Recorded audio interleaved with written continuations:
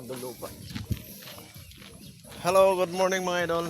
So for today's video mga idol, ay dito po tayo sa province, Quezon province. Meron po tayo ditong pinapasyalan na mountain farm ng aking kaibigan. So dito po yung mga anak ko dito, bali dito sila nag-i-stay para yung kapatid ko sa bayan ko dito. Ayun, bali puntahan natin mga idol kasi mayroon silang ginagawa dito. Silipin natin kung anong ginagawa nila kasi nagano sila sa pader, gumagawa sila sa pader. Tara, samahan niyo ako mga idol. So magandang araw para sa inyo lahat mga idol. Ngayong araw ng linggo, wala tayong trabaho kaya pasyal muna tayo.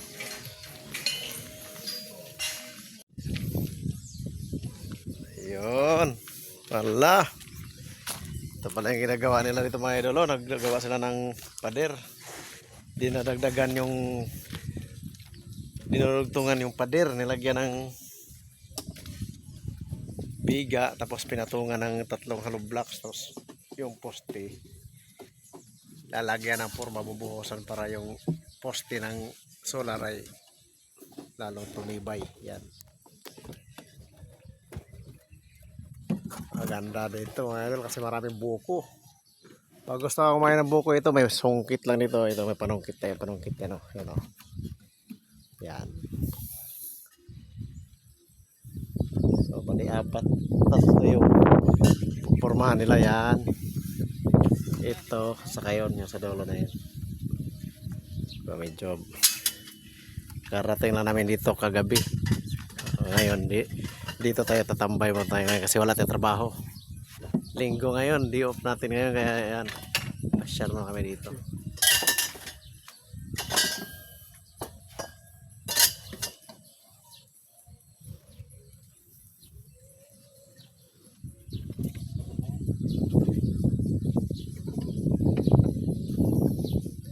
Maluwag dito ang mga area mga idol. Yung kalupaan dito malawak.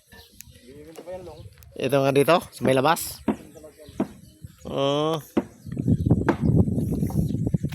Malawak dito. Ito pala binibinta pa pala tong area na to.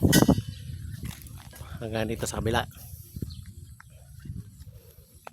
Ayun, may basketball court sa taas oh. Marami ding mga niyog.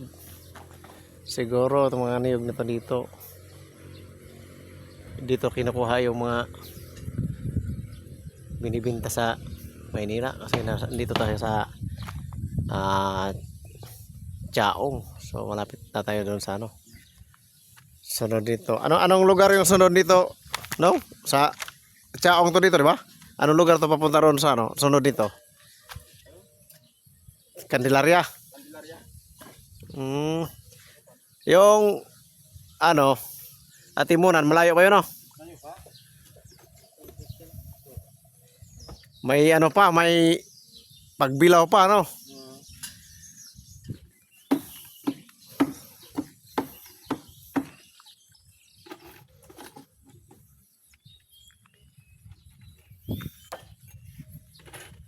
Maganda dito mga idol pag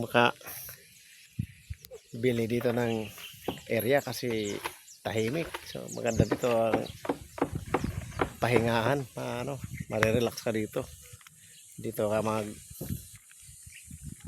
sa mga time na walang trabaho, dito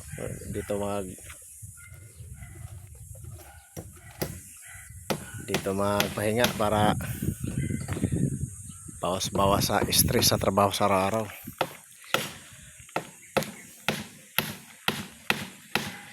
So pasok tayo dito sa loob mga idol. Ito may gate dito.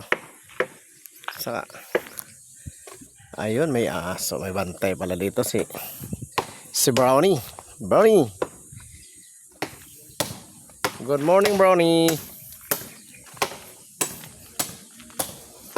Ayun yung pinaka tulugan nila dito mga idol oh. Ayan sa taas na yan, gagawin pa rin nila yan. Ayan sa baba dyan yung mga kwarto-kwarto na tulugan nila dito, yung mga maintenance. Ayan, mababa. Ito may mababa ditong buko. Pero mamaya kukuha tayo buko, tikman natin.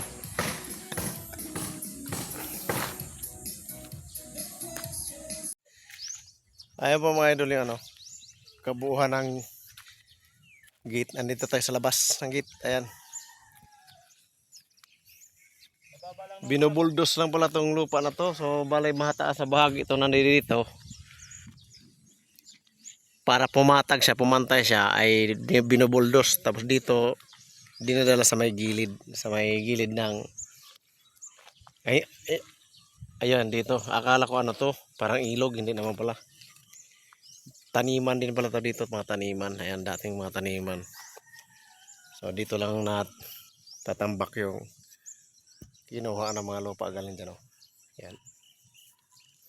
So okay na rin to rail para pag may makabili diyan sa area na yan ay hindi na sila mahirapan na hindi pantay yung area nila dahil binuldos na. Ayan pa yung gate ng ayan kasi yung may-ari dyan ay kapitbahay namin sa Bicol. So nakabili siya dito. Tapos ngayon nandito din yung anak ko sa bayaw ko, mga kapatid ko. Dito sila. Sila yung parang maintenance dyan. Kaya pinasyalan natin dito. Ayan na doon yung mga buko na yan dyan tayo kukuha mamaya. Susungkitin lang yan. Samahan nyo kami mga idol at kakain tayo. So yan lang mga idol. Maraming salamat sa panonood sa video natin. At ulitin ko po mga idol ay Happy Father's Day sa ating lahat pala mga idol. Sa mga lahat ng mga tatay dyan, Happy Father's Day po sa ating lahat. At Happy Sunday na rin. Yes, mga idol, see you next video mga idol. At God bless po sa ating lahat mga idol. Ingat po kayo palagi mga idol. Saan man kayo ngayon. Maraming salamat sa panonood.